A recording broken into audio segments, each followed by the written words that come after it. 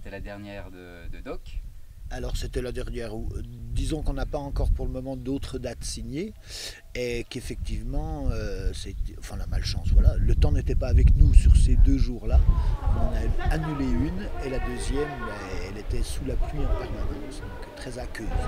On ne sait pas encore si on pourra le défendre encore l'année prochaine, si on a des dates. Donc c'était terrible pour nous que d'un seul coup, cette histoire-là soit avortée et qu'on parte d'ici sans avoir rien fait. C'était pas possible en fait. Donc on a fait les guerriers de la rue et on l'a faite.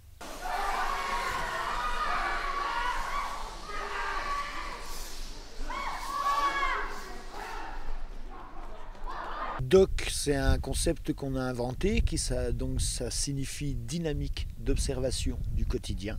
3, 2, 1. Du coup, si on lit les détails de la rue, si on lit les détails du quotidien, ils en deviennent théâtrales. Et on peut en tirer des conclusions, on peut faire vaquer l'imaginaire du spectateur sur des choses qui finalement sont anodines. Un jour, j'ai lu un truc sur le fait qu'avec tous les médias qu'on a maintenant, tout ça, les gens ne se parlent plus, en fait. Et d'un seul coup, je me suis dit, ah tiens, il y a un vrai truc à faire là-dessus, sur qu'est-ce que c'est qu'une vraie rencontre. Oui, c'est elle. Tout le monde à la fin. Tout le long de la création, on a parlé pratiquement en termes de cinéma. Zana a lu notre annonce. Je dirigeais les comédiens en disant tiens, à ce moment-là, c'est comme si la caméra était juste sur toi, juste sur ton visage. C'est comme si la caméra d'un seul coup te prenait en pied. C'est comme si d'un seul coup, là, on avait un travelling arrière sur toi depuis le bout de la rue, etc., etc. Depuis le début au Pudding, on a eu l'idée que le spectateur n'était pas un spectateur, qu'il était spectateur. Ça nous a animés depuis le début, que d'un seul coup, le spectateur n'est pas là pour consommer le spectacle, mais vraiment pour en faire partie. En fait, là, une fois que vous avez vos étiquettes et votre prénom, vous êtes un peu comme sur Internet. Vous pouvez chatter.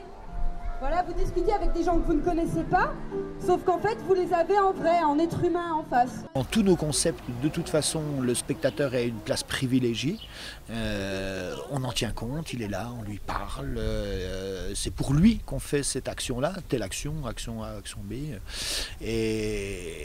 Et de toute façon, c'est quelque chose moi qui m'anime tout le temps. À chaque fois que je réfléchis à un spectacle ou je réfléchis n'importe quoi qui doit se passer dans la rue, la place du spectateur est une place prépondérante.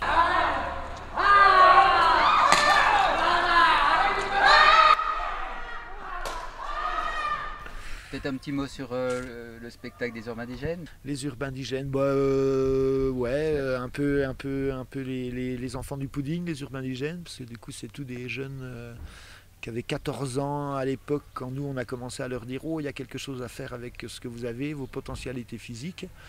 Donc il y a donc une quinzaine d'années, ils étaient tout jeunes, on les a peints tout en blanc, puis on leur a dit vous êtes des grains de sel et vous allez monter partout sur les toits d'une ville, vous avez le droit de faire ce que vous voulez. Puis à un moment donné, ils décident de se mettre en tant que professionnels. Et ils nous réinvitent, en tout cas moi ils me réinvitent à du coup regarder un petit peu tout ça. Et effectivement je mets en scène la revue militaire avec eux. Et un vrai bonheur qu'est d'avoir des jeunes avec toute l'envie et le cœur gros comme un smirmorque. Et le monde chante quand la France est libérée. C'est la fête à la liberté et Paris n'est plus en colère. Et